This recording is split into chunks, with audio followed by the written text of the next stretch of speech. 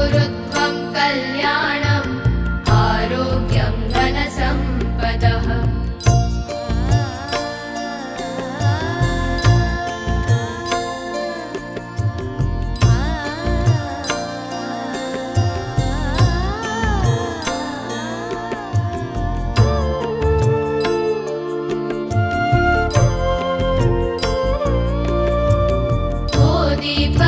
दीपब्रह्मरूपस्त्वं ज्योतिषां प्रभुरव्ययः ओ दीपब्रह्मरूपस्त्वं ज्योतिषां प्रभुरव्ययः आरोग्यं देहि पुत्रांश्च मतिं स्वच्छां हि मे सदा शुभं कुरु त्वं कल्याणम् आरोग्यं धनसम्पदः शुभं कुरु त्वं कल्याणम् आरोग्यं धनसम्पदः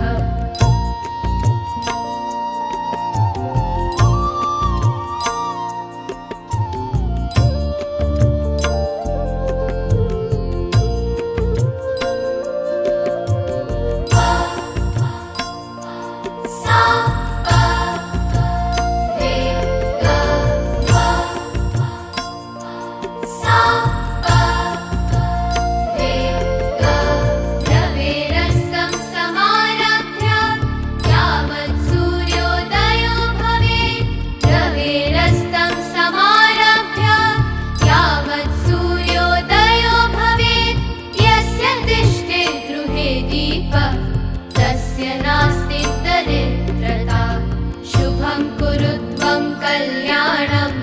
आरोग्यं धनसम्पदः शुभं कुरु त्वं कल्याणम् आरोग्यं धनसम्पदः